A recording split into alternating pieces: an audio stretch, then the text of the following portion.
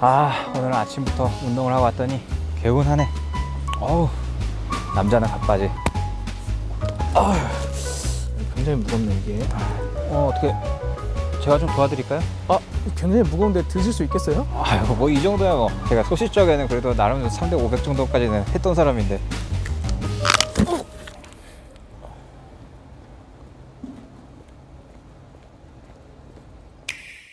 명쾌 한방!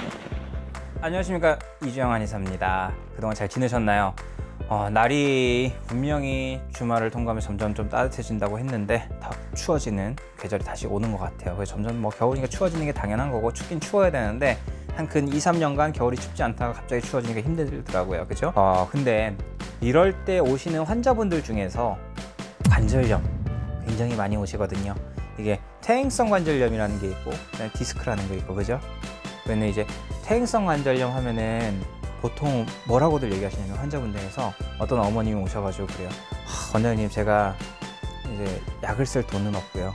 딴 데 가면 이제 약 먹으라고 하도 그랬나봐요. 그러니까 이제 그걸 먼저 이제 딱 이게 차단을 하시더라고요. 그래서 예, 말씀 편하게 하세요 했더니 퇴행성 관절염이라고 진단을 받았는데 연골이 다 따라서 없어졌대요.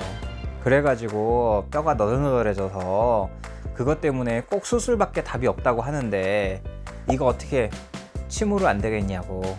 침으로 됩니까 하면서 오신 거예요. 그래서 제가 뭐라 그랬게요? 침으로 됩니다라고 얘기를 했어요. 그리고 실제로 치료를 하고 그분은 많이 회복을 했습니다. 많이 회복을 하셔서 처음에는 이 지팡이 말고 더 이렇게 안 좋아지면 팔로 못 버티니까 몸 전체로 이렇게 하는 워커라는 거 있어요. 그걸로 겨우겨우 이렇게 붙잡고 오시던 분인데, 지금은 요 근처 동네 시장통까지 혼자서 비닐봉지 들고 장보러 다니세요. 물론 이제 그거보다 더 가면은 조금 힘들어서 쉬었다 가셔야 된다, 그거보다 더 좋아질 방법은 없느냐, 이런 이제 애교 섞인 그런 이제 그 불평을 좀 하시는데, 이게 어떻게 좋아진 걸까요? 진짜 연골이 따라서 없어졌다라고 한다면 뼈랑 뼈가 있는데 그 사이에 있는 완충제 역할을 하는 게, 그죠? 따라서 없어졌다. 분명히 뭐 엑스레이나 CT나 MRI나 이런 영상 진단을 해봐도 분명히 그 부분이 안 보여요. 그런데 이런 분들이 만약에 돌아가셔가지고요, 이제 매장을 하잖아요. 매장을 하고 나서 나중에 찾아보면 뼈랑 뼈 사이 연골은 남아 있습니다. 어떻게 된 걸까요? 분명히 달아 없어졌다고 했는데. 그게 뭐냐면 지속적인 압박과 지속적인 마찰로 인해서 그 부분이 수분이 빠지는 거예요. 그러면서 쪼그라들어 가지고 연골 자체가 쪼그라들어져서 안 보이는 거예요. 그러니까 실제로 엑스레이나 이런 데니까 걔네가 구실을 못하고 있는 건 맞죠. 구실을 못하고 있는 건 맞는데, 연골이 닳아서 없어진 게 아니라 진짜 뭐 그 당구할 때 그저 초크 같은 거 닳아서 없어지는 것처럼 없어지는 게 아니고요.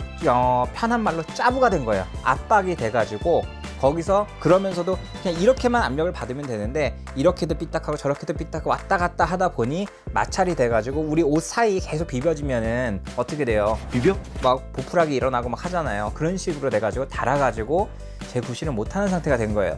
그래서 통증이 생기는 거냐? 그건 또 아니에요. 뭐냐면 그 뼈랑 골막 부분은요, 신경이 없어요. 신경이 없는 부분이기 때문에 그 자체는 통증을 못 느낍니다. 근데 치아는 우리 치료할 때 통증을 느끼죠. 왜? 거기에 신경이 있으니까. 그래서 신경을 왜 죽이기도 하고 이러잖아요. 근데 다리는 그런 게 없어요. 그런데 퇴행성 관절염 굉장히 아파하죠. 왜 아파할까요? 그 주변에 염증이 발생하기 때문에, 염증 때문에 그런 거예요. 염증이라는 거는 결국에는 그 주변에 염증이 생긴 거를 가라앉히는 거거든요. 그렇기 때문에 분명히 연골이 따라서 없어져서 통증이 오는 게 퇴행성 관절염이라고 하는데, 그럼 연골이 따른 게 원인이어야 되는데 실제로는 뭐를 써요? 진통제, 소염제, 스테로이드 쓰죠.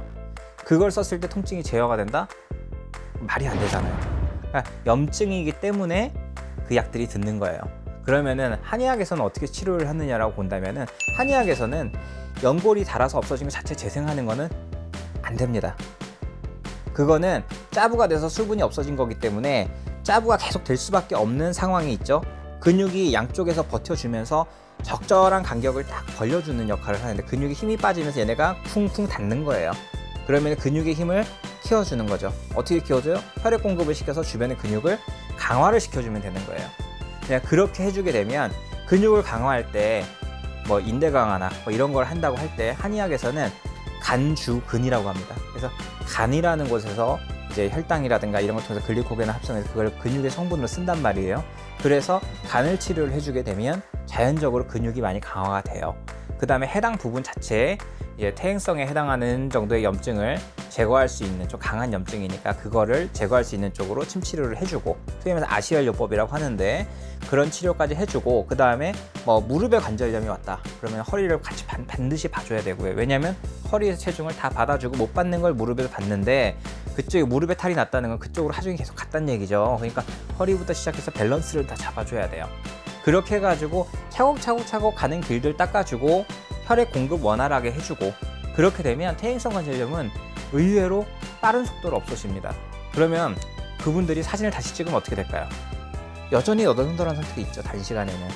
근데 시간이 지나면서 어쨌든 사람 몸은 재생이 되기 때문에요, 다시 뼈랑 뼈 사이가 적당한 간격으로 벌어지고 근육이 확보가 되기 시작하면, 근육의 공간을 확보를 하기 시작하면 그 부분들도 회복을 해요. 회복을 하는데 문제는 뭐냐, 사람은 어쨌든 오늘보다 내일 더 늙습니다. 노화가 될 수밖에 없죠.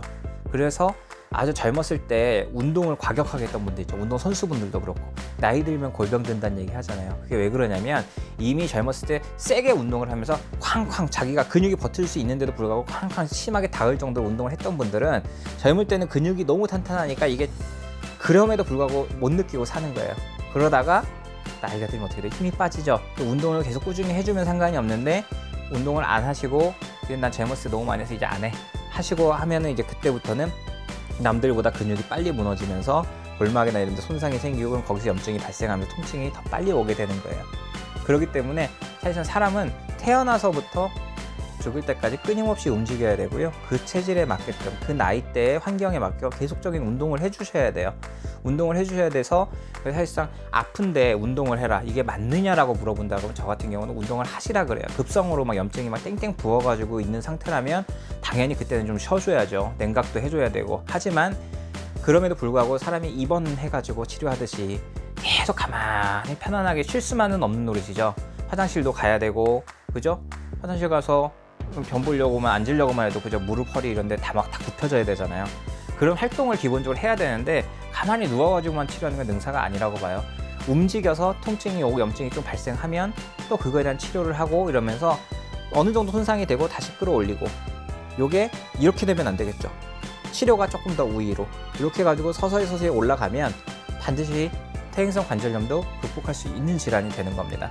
다만 아까 말했던 것처럼 근육 자체가 탄탄해져야 되기 때문에 본인의 노력이 굉장히 중요해요. 운동을 많이 해주셔야 돼요. 그래서 보통의 그 일반적인 근육통, 담기 걸린 환자들과 다르게 물꼬만 터준다고 되는 게 아니라 이건 환자분의 노력이 굉장히 많이 필요하다. 그렇다고 해서 뭐 쇳덩어리를 들고 운동하시라는 거 아니고, 기본적으로 몸에 좀 순환이 될 수 있는 차원에서 스트레칭 많이 해주셔야 되는데, 허리나 무릎 쪽에 퇴행성 관절염이 오신 분들 같은 경우는 특히나 햄스트링이라고 하죠. 다리 뒤에 오금이 당긴다고 하는 부분, 그쪽 긴장도를 많이 풀어놓으시면 좋아요. 그걸 풀어놓고 배에 가스가 안 차게끔 해주면 코어가 강화가 된다고 하거든요. 그 두 가지만 본인이 스스로 많이 해주셔도 그걸로 인해 가지고 허리 통증이나 무릎 통증이나 이런 게 많이 가실 거예요. 환자분들도 신기하다 할 정도로 어떻게 이렇게, 나 분명히 뭐 인대 강화 주사, 뭐 퇴행성 관절염 소염제, 진통제를 막 주사를 맞고 나서 남들은 2, 3주를 간다는데 나는 이틀 만에 또 아프고 이랬는데, 어떻게 침을 한 번 맞았는데, 이제 물론 저희는 이제 약침이긴 하는데 한 번 맞았는데 어떻게 2, 3일 정도가 이렇게 확 편안하지? 그 다음에 맞으면 또 2, 3일 정도 지나면 다시 또 아파지냐? 그게 아니라 그때는 이제 한 4, 5일이 편해지고 그 다음에는 일주일이 편해지고 이러면서 점점 몸을 회복하는 거예요. 치료라는 거는요, 물꼬를 터주는 거예요.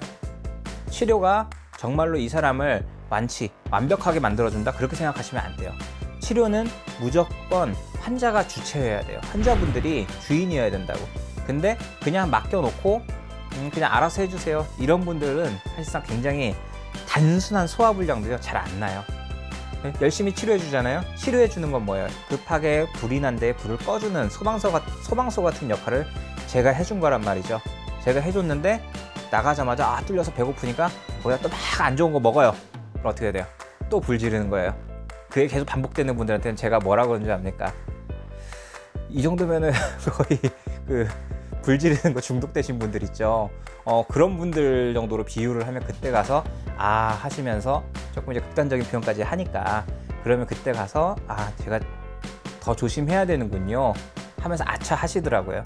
그래서 보통은 퇴행성 관절이나 이렇게 통증이 심한 정도까지 가신 분들은 자기가 수술밖에 답이 없다, 그 다음에 뭐 여 병원 저 병원 가가지고 진료를 받아봐 다 어디를 수술해야 됩니다, 어디를 수술해야 됩니다, 어디를 해야 됩니다, 이렇게만 얘기를 하는데 10만으로 됩니다, 내지는 뭐 저희도 이제 아주 심한 분들, 정말 면역이 너무 많이 떨어진 분들은 10만으로 안 되겠다 싶으면 약도 써요. 약도 쓰는데 그냥 막연히 약밖에 답이 없습니다 이렇게 하는 것보다 이렇게 물골 터주고 간을 회복시켜주고 그 다음에 신장을 회복시켜주고 이렇게 해서 몸에 이제 소통이죠, 해독시켜주고 여가시켜주고 배설시켜주고 요거를 전부 다 잡아주니 퇴행성 관절도 좋아지더라.